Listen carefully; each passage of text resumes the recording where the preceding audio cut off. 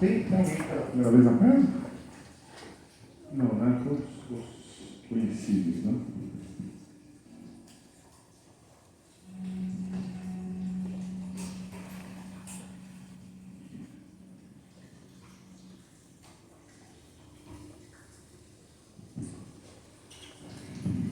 Vamos lá.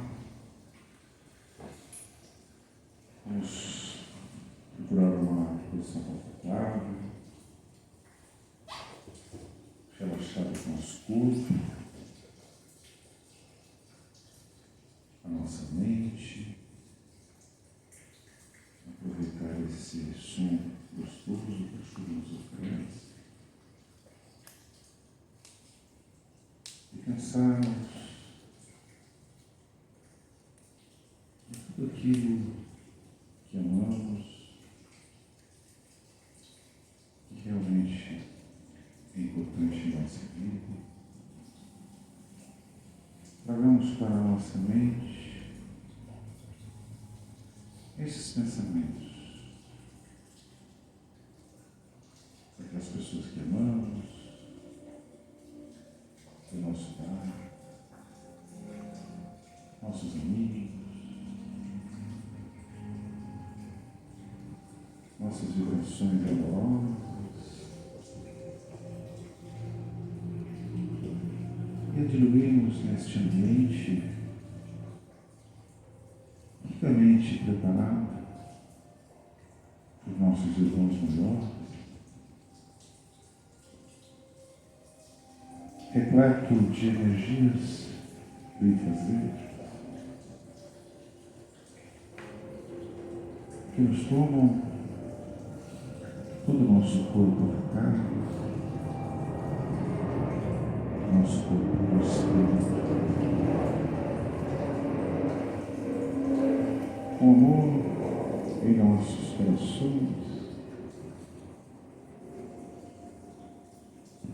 nos colocamos à disposição de nosso Pai, com enorme gratidão pela oportunidade que Ele nos oferece nesta noite, da calmaria, do tratamento, da instrução. A instrução que nos trouxe nosso Mestre Jesus Cristo, que aqui está entre nós, com sua figura resplandecente, seu olhar carinhoso, fraterno, a nos emanar sua energia de amor, de acolhimento, a brotar de suas mãos e a nos invadir neste auditório, nesta casa, neste bar. Tamanha a força e o amor que está impregnada neste Mestre querido.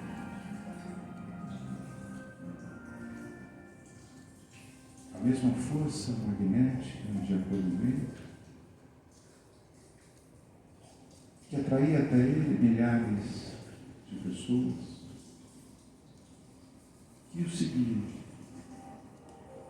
magnetizados pela sensação de conforto, a sensação de ser acolhido, a sensação de perceber o amor nascendo em nossos corações. E foi certa feita que o Mestre, seguido por seus 12 apóstolos,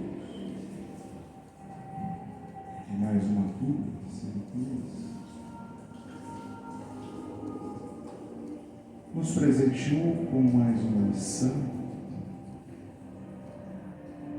e tão cuidadoso que era, nos dava em parábolas, para que pudéssemos entender. E Jesus contou do pastor que estava com o seu rebanho de 100 ovelhas, cuidá-las. Quando deu falta de uma delas, imediatamente deixou as 99 no pasto e foi atrás daquela ovelhinha desgarrada, até encontrá-la, colocá-la nos braços e voltar jubiloso. Jesus arremata dizendo que assim é o reino dos céus, que nenhuma criatura se perderá. Pedimos ao Mestre querido, rogamos com toda o nosso amor, a nossa fé, o auxílio em nosso caminho diário, para que possamos nos manter na retidão. Pedimos ao Mestre que nos ilumine pensamento, para nos ajudar a tomar as melhores decisões. Pedimos a Jesus que nos ampare sempre, para afastar o ódio, a violência e todos os sentimentos negativos de nossos corações. Rogamos a Jesus que nos faça perceber o caminho da humildade, do perdão,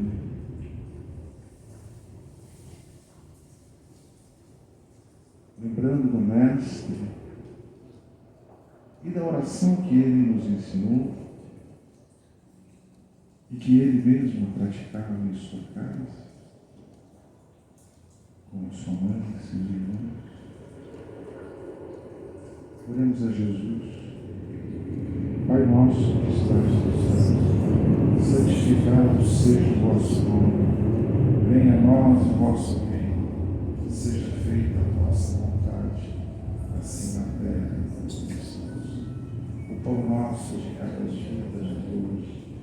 Perdoai as nossas ofensas, assim como perdoamos os nossos devedores. E não nos deixeis cair em tentações, mas livrai-nos de todo mal. Assim seja, graças a Deus.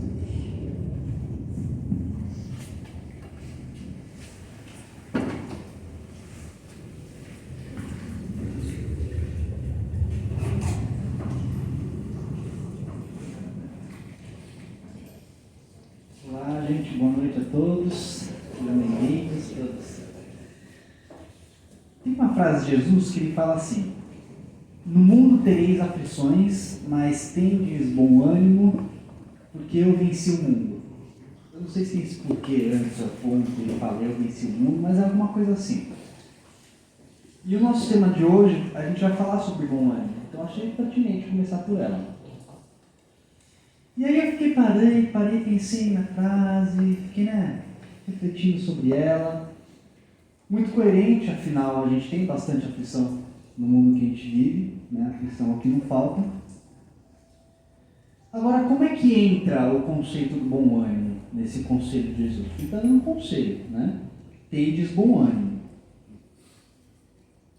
Aí eu fiquei pensando, o bom ânimo nessa frase, ele não é uma dica técnica, que muitas vezes Jesus dá. É mais um incentivo moral, tipo, vamos lá, tô com você. Porque ele não fala assim, tem de bom ânimo, que com ele você vencerá o mundo. Ele fala, tem de bom ânimo, ponto. Eu venci o mundo. Então esse bom ânimo eu interpreto como uma esperança. Tenha esperança. Quando as coisas estiverem muito ruins, tenha esperança. Por que é para você ter esperança? Porque eu venci o mundo. E daí tem outros momentos também que ele se coloca humano como nós, né? Ou espírito como nós, é melhor, né? Espírito como nós, num estágio mais avançado, certamente, mas como nós. Nos dando a condição de fazer tudo o que ele fez. Talvez não naquele exato momento, mas em algum momento sim. Então quando ele fala, eu venci o mundo, ele está se mostrando como um exemplo de que é possível vencer o mundo, é possível superar as tribulações da vida. Tendes bom ânimo. Então, não desanime. Porque é muito fácil quando as dificuldades virem, quando elas vêm, a gente desanimar. É natural. Só que se a gente lembrar do que Jesus disse, a gente vai ter essa gota de esperança, ou esse litro, essa jarra de esperança. Muito bem. Agora, se a gente puder ter algumas dicas que não sejam só um incentivo moral, seria bom, né? Tipo, como é que eu faço para ter esse bom ânimo? Porque eu já tentei várias vezes, mas não estou conseguindo. Essa frase por si só não está me ajudando. Coloquei até na cabeceira da minha cama, mas eu chego lá, eu estou triste, eu leio, ela não me impacta. Eu continuo triste, né? Como é que eu faço? A gente vai dar 3 dicas hoje. 3 dicas para a gente ter bom ânimo, né? Uma dica vai ser, vamos chamar assim, social-psicológica. E vocês vão entender por quê. A outra dica, ela vai ser prática neurológica. E a terceira dica vai ser filosófica religiosa. Não lembro mais nada que eu falei, né? Mas tudo bem, vocês vão entender. A primeira dica é aquela que eu falei que vai ser social-psicológica. Pensa quando uma pessoa chegou muito triste para você, uma pessoa que você gosta, assim, né? E aí você possivelmente ficou aflito com aquela situação. E a sua aflição gera uma angústia que faz com que você queira retirar aquela tristeza da pessoa. E aí a gente começa a falar, né? Não, mas vai ficar tudo bem. Aí você lembra da história do Chico, lembra? Tudo passa. Não, tudo passa. Não fica assim, não. Pensa nas coisas boas. Você tem tanta coisa boa na sua vida. Não liga para isso, não. Isso aí não é nada. Vai passar, fica tranquilo. O que a gente está fazendo quando a gente fala isso para as pessoas? Sem querer. Mas a gente está fazendo. Hã? A gente está falando isso, mas o que a gente está fazendo? A gente quer que ela tenha isso. Nossa intenção é essa. O que a gente está fazendo? Quando a gente fala assim, não, isso daí não é nada, vai passar, porque você tem muitas coisas melhores na vida, foca nas coisas boas, não fica focando nas coisas ruins, não, segue esse choro, vamos lá, vai, força. Animando. Conformismo, animando. Desmerecendo a dor alheia. Gostei dessa, hein, Flávio? Eu assisti um videozinho do Rossandro, que eu não vou usar falar o sobrenome dele, que é difícil. Klinger, Rossandro Klinger. E ele usou um termo que eu acho que é até um termo técnico da psicologia, eu não vou dizer se é ou não, porque eu não sou da área. Até sou, na verdade, né? Eu sou musicoterapeuta, mas eu não vou me meter nisso porque eu não faço isso hoje. E ele fala que está deslegitimando a dor alheia. Uma coisa assim. Minimizando. Lógico que a gente não está com intenção, é uma pessoa que a gente gosta. Só que às vezes a gente fica tão angustiado com a dor do outro que a gente não sabe o que fazer, então a gente quer acabar com aquele momento, né? E a gente acha que a gente vai acabar com a outra pessoa falando, não é nada, vem aqui, né? Vamos jogar uma bola, vamos tomar um sorvete. Por que é tão difícil a gente simplesmente ouvir o que a pessoa tem para dizer? Por que a gente vive hoje talvez antigamente também, mas hoje muito claramente, uma cultura onde os sentimentos negativos, eles são repulsados, né? Eles são repulsivos. A gente tem asco do sentimento negativo. Quem tem sentimento negativo é ruim. Então, todo mundo é ruim, porque não tem quem não tenha, né? E se você aceitá-los, então é pior ainda. E aí a gente vê, até surgiu um conceito para esse movimento hoje em dia, que é a positividade tóxica, que talvez você já tenha ouvido falar. Que a gente tem que ser tão positivo para tudo, tão positivo para tudo, tão positivo para tudo, que isso se torna um movimento tóxico. Porque quando Jesus fala, eu superei o mundo, como é que Jesus conseguiu superar o mundo? Já pararam para pensar? Eu já. Então vai, fala aí, Flávia. Da mesma forma que nós estamos vivenciando nossas dificuldades aqui, igualzinho, só que em outros lugares, né? Em outras paisagens. O caminho é o mesmo para todos isso. Caminho mesmo. Muito bem. Mas como é que Jesus vai superar o mundo sem conhecer o mundo? Para superar o mundo, ele precisa conhecer o mundo. Então, o paralelo é idêntico para os nossos sentimentos. Como é que a gente vai superar nossas dificuldades sem conhecê-las? Como é que a gente vai superar as nossas dificuldades se a gente não se permite enxergá-las, vivê-las? Se a gente passa a vida inteira reprimindo elas, como se elas fossem pecados, proibidas. Então, nas últimas apresentações que a gente fez aqui, seguir o mesmo caminho do autoconhecimento, não tem como fugir dele, né? Para a gente conseguir superar essas tristezas, essas dificuldades que a gente vive, a gente precisa se permitir o contato com elas. A gente precisa viver, aceitá-las, encará-las, porque a gente só vai superá-las quando a gente conhecer por que isso está acontecendo. Jesus superou o mundo porque ele conhecia o mundo, ele sabia como o mundo funcionava. Então, quando vem uma tristeza, renegá-la e colocar ela para debaixo do tapete não vai solucionar. Pode dar uma ideia de falsa solução, mas ela não vai ajudar a solucionar, porque a gente até falou da panela de pressão, né, na última vez. É uma panela de pressão, você vai acumulando as coisas lá, uma hora estoura, porque você não está lidando com aquela pressão, você não está deixando isso aí, né? Então a gente não pode, não é que não pode, mas se a gente quiser superar esses momentos, essas circunstâncias, essas situações, a gente precisa se permitir ter contato com essas coisas. E quando a gente falou como é que a gente lida quando vem uma pessoa com a gente, é a gente lidando com o sofrimento alheio. Mas como é que a gente lida com o nosso sofrimento? Né? Esse é o principal ponto. Porque também é muito ruim quando a gente está muito triste, vai deitar no colo de uma pessoa e a pessoa não acolhe o nosso sofrimento. A gente só quer acolher. A gente não quer lição de moral, a gente não quer falando que a gente não tem que sofrer aquilo. Às vezes a gente não quer que a pessoa não fale nada. Se ela puder ficar quietinha ali só ouvindo a gente falar, tá ótimo, né? Só que quando a gente fala e põe para fora, é uma maneira de encarar isso. Faz sentido? Porque quando a gente não quer encarar, a gente nem fala, a gente não aceita. Então aceitar já é uma maneira, só que claro, a gente não pode parar aí, porque senão a gente vai viver aceitando e nunca vai sair desse lugar. Mas o primeiro passo é aceitar. Então, por isso que eu falei que a primeira dica, ela é social. Porque a gente vive numa sociedade onde os pensamentos negativos, as coisas tristes, elas são repulsivas. E quando a gente fala que elas não devem ser repulsivas, não é que a gente tem que aceitar a convivência impassivamente, não é isso. É que a gente tem que saber que elas existem, elas são legítimas e a partir disso cuidar delas. Fica claro a ideia? Muito bem. E a psicológica, porque isso tudo é um mecanismo da nossa psicologia. Então essa primeira dica social psicológica é a gente saber lidar com maturidade com os nossos pensamentos infelizes, com as coisas que nos deixam tristes, com os nossos estados de ânimo desanimados, né? Como Jesus disse, no mundo como é que é a frase? Não se turbe o vosso coração. No mundo haverá o quê, Flávia? Esse que é a palavra que eu estava tentando lembrar.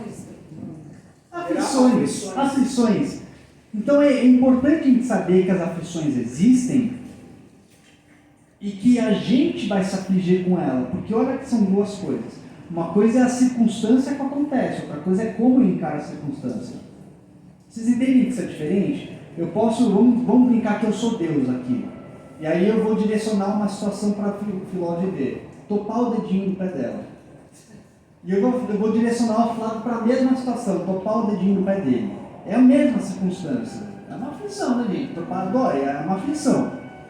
Eles vão viver essa aflição da mesma maneira? Como é que você sabe? Eles são diferentes. Mas de repente pode escolher, né? Mas provavelmente não, certo, Vanessa? Só quis fazer uma provocação aqui.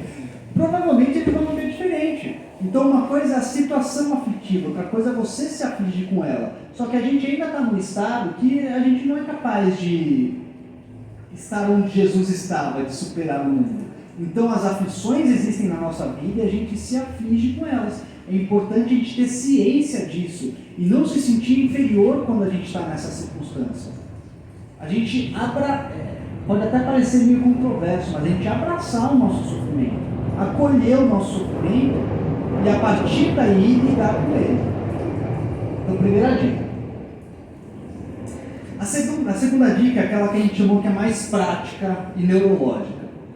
Olha, eu me propondo aqui falar de neurologia, gente, pode dar muito ruim. Eu vou tentar.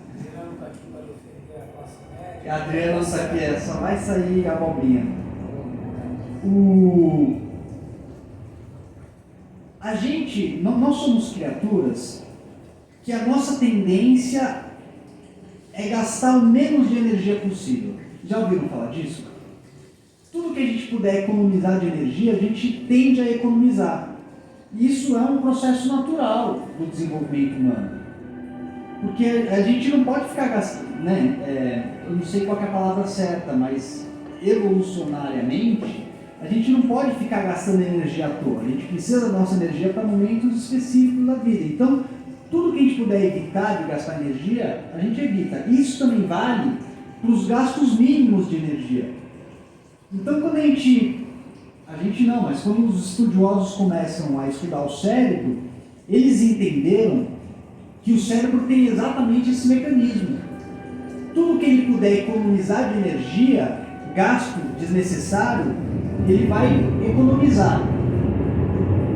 E por conta desse mecanismo, acaba se formando um processo de automatismo no nosso cérebro.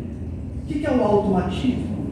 É você quando vai, eu vou dar um exemplo na prática, né? Você quando vai aprender uma tarefa nova, é um gasto muito grande de energia para o seu cérebro, certo? Uma coisa que você não sabe fazer, então você precisa investir muita atenção, muita concentração, aprendizados novos, mecânicos, né? Isso gasta muita energia do cérebro. A segunda vez que você vai fazer isso, você já tem algo registrado no seu cérebro da primeira vez. Os caminhos ali dos neurônios, das sinapses, já percorreram estradas que antes nunca tinham sido percorridas. Então já tem algum registro daquilo que você nunca tinha feito antes da primeira vez, fica claro? Então a segunda vez você já gasta menos energia, porque você não vai precisar desbravar tudo do zero. Já desbravou um pouco, mas ainda vai ser difícil. Pense quando você começou a dirigir, caso você dirija. Se você não dirija, pense em outra coisa.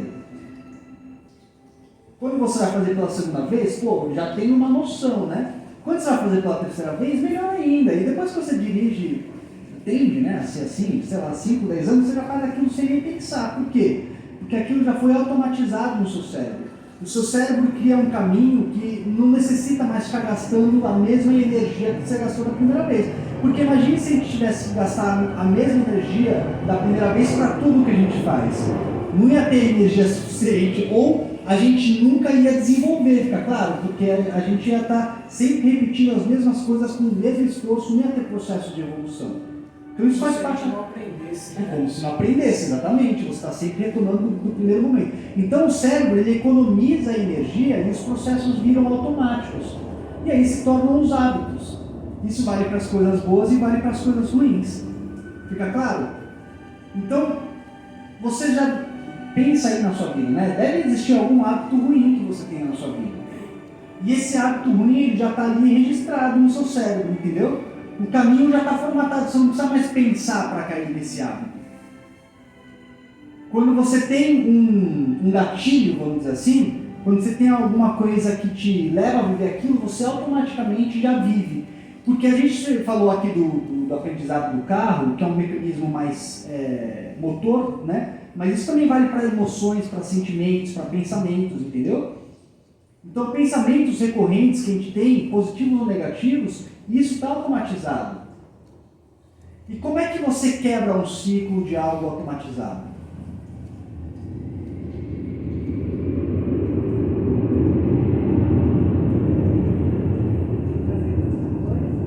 Fazendo outra coisa?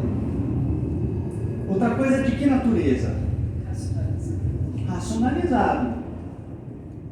Esse é o ponto. A gente precisa trazer um estado de consciência, porque se a gente não traz um estado de consciência, o impulso automático é mais forte. O estado de consciência, ele tende a quebrar o mecanismo de automação. Eu nem sei se os conceitos estão certos, mas vocês estão entendendo o raciocínio, né? Sim. Às vezes, para falar automação, é outra coisa, automação, né? Mas vocês estão entendendo.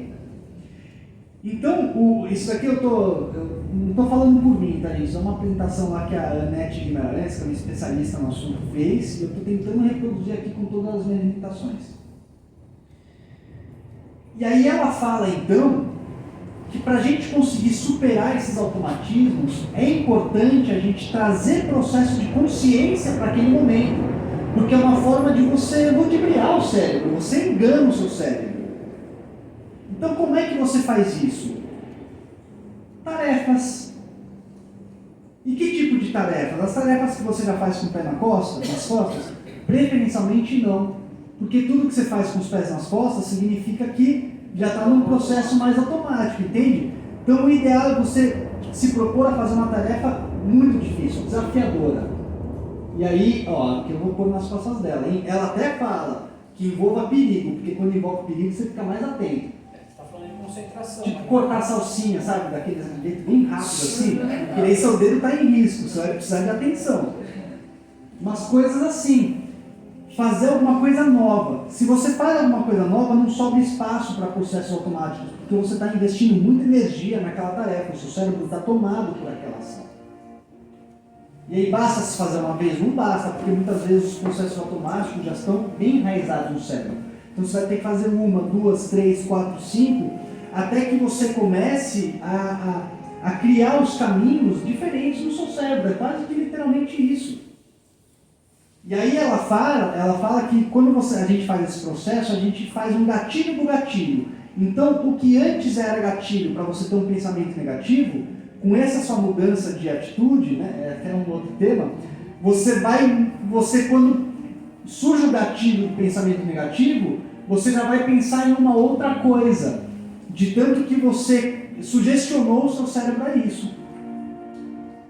Então, por mais difícil que essa conversa possa estar parecendo, a única coisa que importa é que a gente possa tomar ações em momentos da nossa vida que já estão muito registrados ali, hábitos negativos, que nesses momentos a gente possa escolher tarefas, fazer coisas que demandem uma atenção e um aprendizado novo nosso. Nossa, mas vai dar muito trabalho? Vai.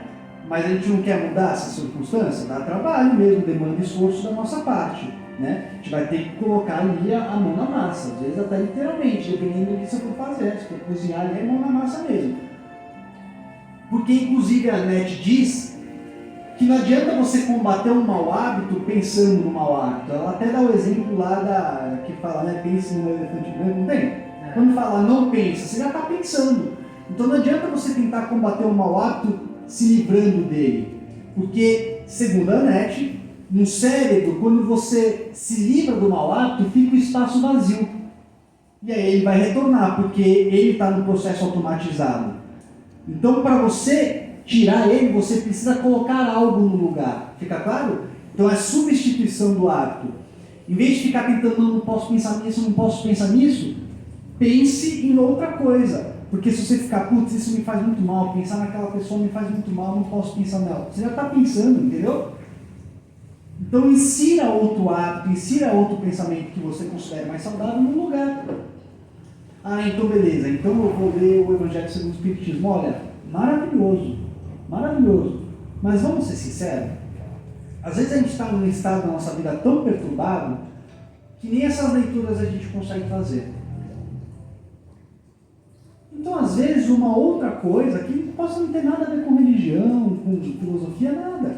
Mas outra coisa que nos tire daquele estado mental já é suficiente. Eu lembro uma vez que eu ouvi um mentor dando uma dica para uma pessoa, que ele falou assim, olha, quando você estiver nessa situação, vai jogar videogame. Vai jogar videogame. Eu fiquei assim, jogar videogame? Pô, eu gosto de jogar videogame, eu gostei dessa dica, né? E aí eu perguntei por quê. Porque quando a pessoa for jogar videogame, ela vai estar levando o pensamento dela para outro lugar, ela não está sendo tomada por aquele pensamento. Pega um jogo desafiador, melhor ainda, que vai demandar atenção e concentração da sua parte. Fica claro? Então, para a gente mudar os nossos hábitos, na prática, o importante é a gente investir esforço e concentração em outra atitude. Fazendo isso, você, como hoje em dia está em alta e em termo, você hackeia o seu cérebro. Você vai hackear o seu cérebro. Ficou clara a segunda dica? E a terceira dica é a filosófica religiosa, que já é uma dica mais profunda. Porque essa segunda dica, ela foi prática. Ela foi prática, para você fazer na prática. Essa terceira, ela já é mais profunda, mais complexa, porque a gente vai falar de visão de mundo. Quando Jesus fala, quando você estiver no mundo, você vai passar por aflições, ele está falando certamente da condição do planeta que a gente vive hoje, um planeta de provas e expiações. Então, a natureza dos espíritos que vivem ali é passar por expiações, que são dificuldades, provações, né? Então, a natureza do nosso planeta demanda esse tipo de vivência. Mas, além disso, Jesus sabia muito bem da maturidade do nosso espírito. E sabia que a gente encara a vida sob a ótica material.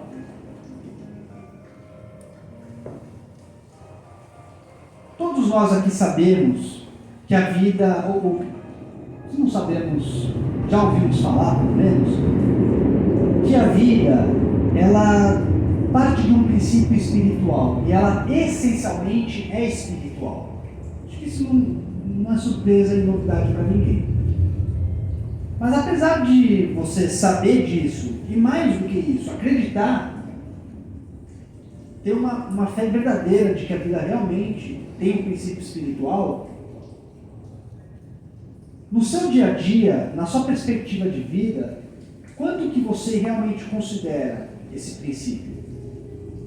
Nas suas tomadas de decisões, na maneira como você articula o seu pensamento, quanto que é a porcentagem dessa sua consideração de que a vida essencialmente é espiritual e não material?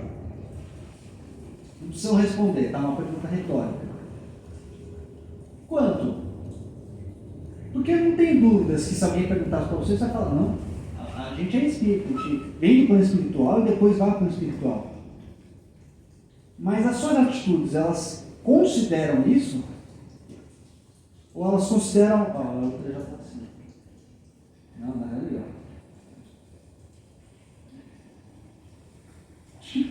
Todos nós, para ser sincero, né? Porque, por mais que a gente estude, que a gente pense, a gente é muito envolvido pelo pensamento material. Muito envolvido. E a gente se deixa impactar grandemente pelos aspectos materiais. Porque se a gente enxergasse a vida sob a perspectiva espiritual, a aflição que a gente viveria não seria a do sentimento, seria só a aflição prática. A topada no dedo, fica claro? As circunstâncias que a vida me oferece, que muitas vezes já está traçada lá no planejamento reencarnatório, fica claro? São naturais de um planeta de provas e expiações. Mas a aflição do sentimento a gente não vai viver. Porque a gente já está considerando com a maturidade a vida sob a ótica espiritual. E quando Jesus fala, eu venci o mundo, é porque Jesus enxergava a vida sob a ótica espiritual. É claro que você precisa de maturidade para conseguir fazer isso. Mas será que a gente não tem essa maturidade? Pô, quarta-feira à noite, chovendo, frio desse, a gente vem aqui no Centro Espírita, reservar nossa noite para refletir sobre essas coisas. Será que a gente não tem maturidade para trazer um olhar espiritual para a nossa vida? Eu duvido que a gente não tenha. Talvez não como Jesus tinha, mas o suficiente para a gente conseguir equilibrar as aflições da nossa vida de uma maneira que a gente lide de forma sensata, de forma harmoniosa. Não que não doa, porque se a gente fingir que não dói, a gente cai naquele erro da primeira dica lá, lembra? De achar que tudo é bom, tudo é maravilhoso. Não é isso, dói. Mas o olhar espiritual faz com que a gente trabalhe tudo isso de maneira muito mais equilibrada. Então, por que essa terceira dica é mais profunda, mais complexa e mais difícil? Porque, novamente, às vezes a gente está em uma circunstância tão difícil da nossa vida, numa perturbação tão grande, isso acontece com todos nós, fases da nossa vida que a perturbação está muito grande, que não adianta alguém chegar para a gente e falar assim, ai, velhinha, sofre com isso não, minha amiga, isso é no espírito. Você veio do mundo espiritual, você vai para o mundo espiritual, isso passa, é natural de planeta de provas e expiações. A Vera está muito perturbada para conseguir entender o que eu estou dizendo. Você entendeu, né? É só um exemplo, tá? Só um exemplo, né? Qualquer semelhança não é mera coincidência. Entende? Às vezes a pessoa não está em condições de ouvir esse tipo de conselho. Mas é real.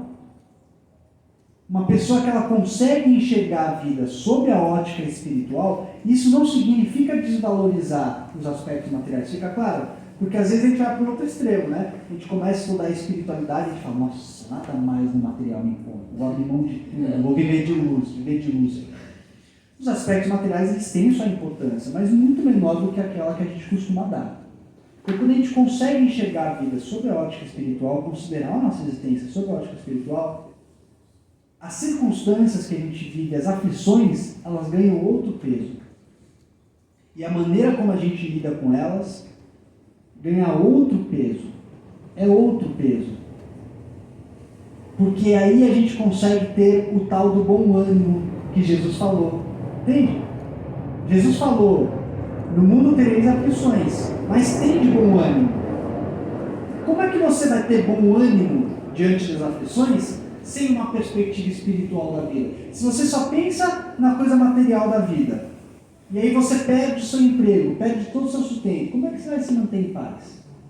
Ou minimamente em paz e equilibrado para se reestruturar de novo? É muito difícil, porque se a gente deposita o nosso valor só nas coisas materiais, quando elas somem, a nossa base cai, a nossa casa desmorona. Então, quando Jesus fala também de construir a sua casa sobre um chão forte, firme, sólido, e não sobre areia, é exatamente sobre isso. Construir o seu pensamento de vida sobre os valores espirituais. Porque se a sua casa for abalada com alguma aflição, que geralmente é de ordem material, qual que é a aflição de ordem espiritual que a gente pode ter, gente? Me conta aí uma aflição de ordem espiritual, que a gente pode ter, uma dificuldade de ordem espiritual, uma obsessão, mas surgiu com algum desequilíbrio, que provavelmente foi por alguma coisa material.